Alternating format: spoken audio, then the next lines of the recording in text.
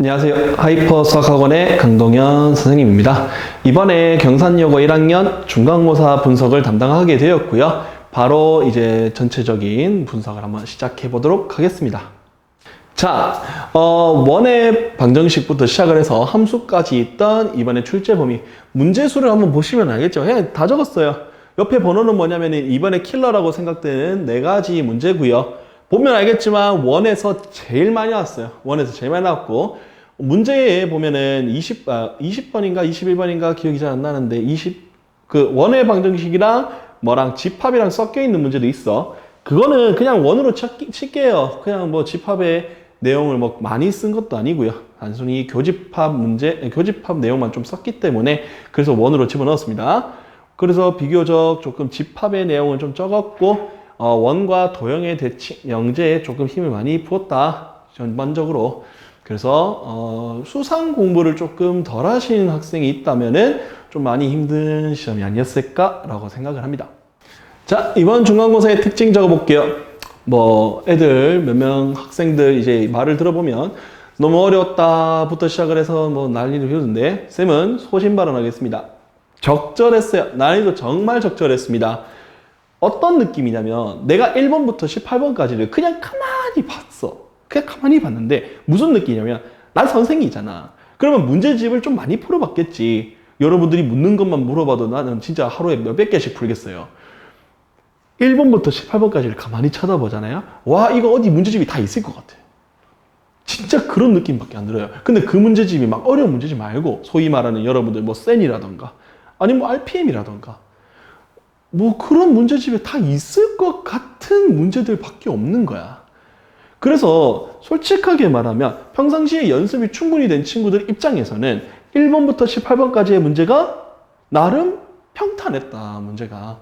그래서 나는 적절한 난이도의 시험이라고 생각을 하고 중위권 학생들의 기준에서 말씀을 드리면은 본인이 얼만큼 공부했는지를 좀 점검할 수 있었던 시험이고 본인이 중상위권에서 상위권으로 가는 친구들이다 하는 친구들은 1번부터 18번이라는 이 문제 사이에서 만약에 본인이 틀렸다, 실수든 뭐든 틀렸다라고 한다면 조금은 자기가 틀린 이유에 대해서 냉정하게 분석할 필요는 있어요. 그걸 실수라고 넘어가 버리면 기말고사 때도 비슷한 현상이 일어날 가능성이 매우 높거든요.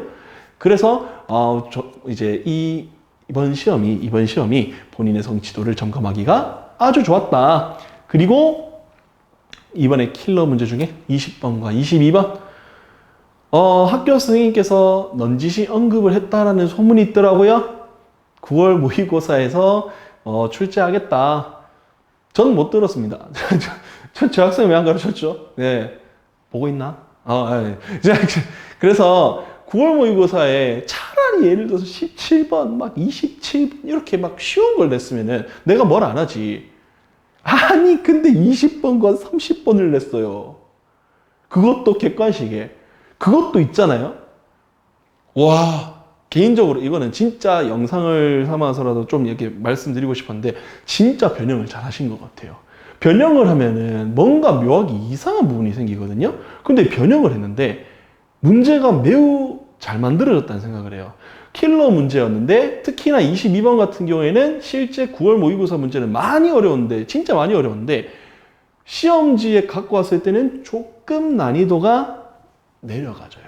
물어보는 걸 조금 덜 물어보는 느낌. 그래서 매우 변형도 잘했고 근데 뭐 어려운 건 똑같은데 그걸 어떻게 학교 시험 시간 내에 풀어 찍은 사람이 되어 뭐 이제 이득인 거지 하는 이런 느낌이었죠. 그래서 여러분들 적절한 난이도라고 했던 이유가 단 하나예요. 1번부터 18번까지는 흔히 볼 수 있었던 문제지만 그 뒤부터의 문제는 조금 난이도가 있었고 시간 시간 관리하기도 조금 힘들지 않았나 라는 생각을 합니다.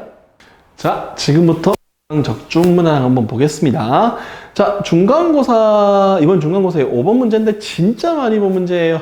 뭐 쌤이 그냥 시중 교재 다 들고 와갖고 그냥 RPM, 센 그냥 뭐 또 뭐 있노 마플, 시너지부터 시작하고 다 들고 와갖고 보여주려고 했는데 하지만 우리 학원 홍보 한번 하겠죠. 여기 이제 우리 내신 대비서 이거 위에도 아래에도 뭐 전부 다 이 문제.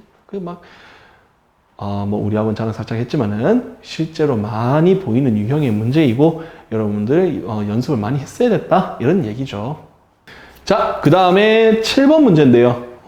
그림이 조금 신박했어요. 뭐 별표, 세모, 동그라미, 네모 나오는데 그거를 보통 문제는 이렇게 내죠, 여러분들. 맞죠? 이렇게 나온 문제는 어느 순간 본 적이 있을 거예요. 그림 없이.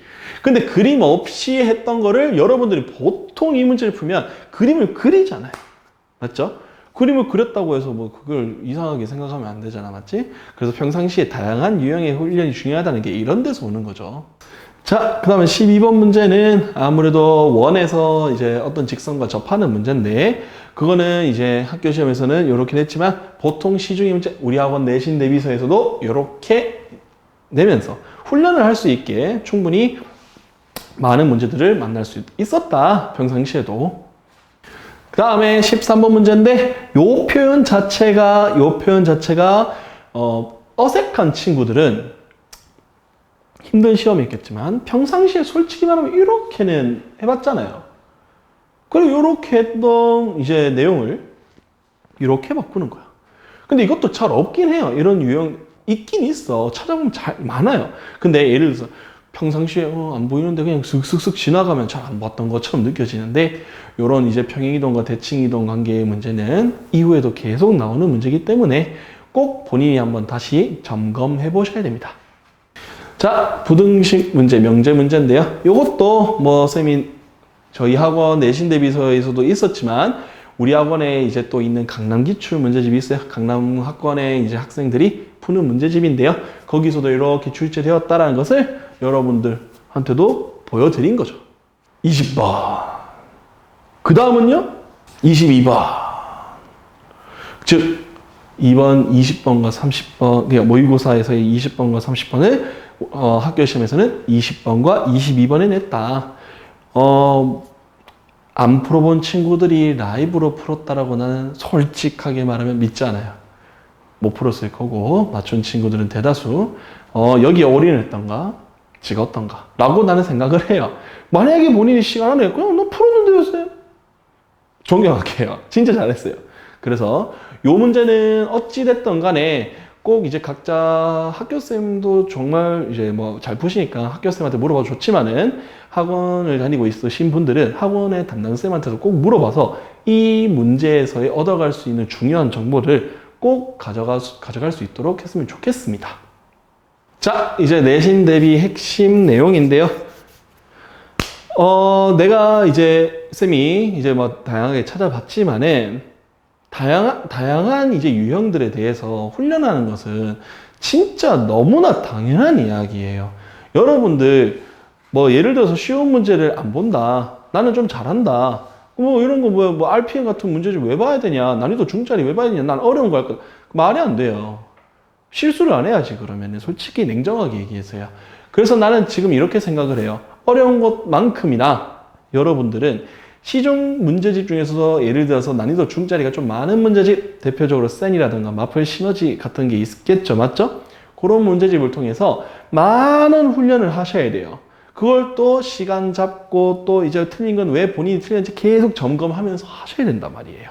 그래서 나는 어떻게 생각을 하냐면은 시험지 첫 한 장을 완전히 실수 없이 빠르게 탁탁탁 풀 수 있는 사람이 된다고 하면은 나는 그만큼의 메리트는 없다고 생각을 해. 시험에서 뭐 모의고사가 됐든 아니면 학교 시험이 됐든. 그래서 여러분들은 그걸 연습을 하는 게 매우 중요해요. 특히 중위권 학생들한테는 그게 등급 상승의 길이 돼. 중위권 학생들은 솔직히 말해서 1번부터 18번까지 다 풀고 무조건 다 맞을 수 있어요? 그렇게 자신 있게 얘기하는 친구 없거든요. 중위권 학생들은. 그것만 노려도 돼요. 그것만 노려도 돼요.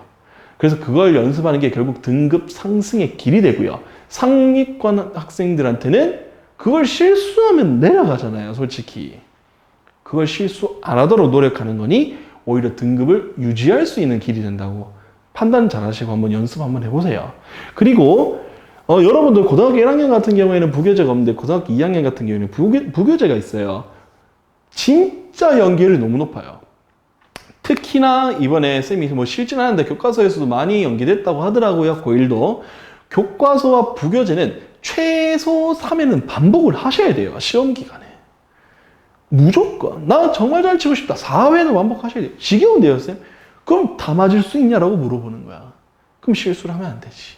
그러니까 많은 반복 또한 여러분들 입장에서는 엄청나게 중요한 연습이라는 걸 계속 머릿속에 넣어 두셔야 돼요. 알겠죠? 그리고 이제 뭐 보통 이제 상위권 친구들한테 하는 얘기긴 한데 마지막 말은 킬러 문제에 대한 연습은 여러분들 해보시면 알겠지만은 하루에 5문제 풀면 머리가 아파요. 시간이 다 가요. 뭔가 비효율적이라고 생각을 해요. 근데 실제로 학교 시험을 쳐보고 뭐 모의고사 쳐보면 다 4점짜리고 엄청 어려운데 거기에 100점까지 높아요. 그럼 여러분들은 이런 걸 언제 대비하냐? 지금 해야 돼요. 지금. 학원에서 이제 뭐 유리함수, 무리함수 배우고 이제 경우에서 들어갈 수도 있겠죠? 그러면 여러분들 이 타이밍에 유리함수, 무리함수 킬러 문제들을 하루에 1개, 2개는 푸셔야 된다고요. 상위권 친구들은. 지금 아니면 시험 기간에 언제 풀어요? 국어 해야 되고 영어 해야 되고 탐구하셔야 되는데. 맞죠? 지금 많이 연구하시고 하루에 30분 잡아서 한 문제 풀어도 돼요. 연구 많이 해보세요. 그게 여러분들 등급 상승하는데 엄청 유리한 고지를 차지하게 해줘요. 당연하지. 남들이 고민을 잠시 했던 거를 나는 오랫동안 고민해봤는데 당연히 누구의 풀이가 더 질이 높겠냐 이거죠. 맞죠? 특히나 이번에는 기말고사엔 경우의 수가 들어가요. 작년과 같을지 모르겠어요. 작년에 경우의 수가 진짜 어려웠습니다, 여러분들. 작년에 경산여고 시험지 2장이잖아요. 뒷장 1장은 확률과 통계에서 낸 줄 알았어요. 고등학교 2학년 거에서. 그래서 실제로 작년에 내가 기억하기로 79점인가? 78점인가가 1등급 커트라인이었을걸요? 정말 어려웠습니다. 그게 아니더라도 경우의 수는 어려워요, 사실. 얘들아. 그냥 해보면 알겠지만 어렵잖아요. 경우의 수 대비를 위해서라도 지금부터 바로 준비에 들어가시는 걸 추천드립니다. 이상 분석 영상은 마쳤고요. 조금 냉정하게 말한 부분도 있지만은 여러분들 모두 많이 준비를 했고 열심히 준비를 하고 시험을 쳤으니 모두 이제 본인이 좋은 결과가 나왔으면 좋겠고 모든 학생 여러분들 정말 고생이 많았습니다. 쌤이 다음 영상 때도 이렇게 찍으면 좋겠지만은 쌤 다이어트하고 올 거거든요? 아마 살 빠져 있을 거예요. 그럼 다음 영상에서 내 살 빠져 있으면 한번 좀 눈치 좀 채주시고요. 알겠죠? 그래서 지금까지 시청해 주셔서 정말 감사드리고 다시 한번 중간고사 정말 고생 많으셨습니다.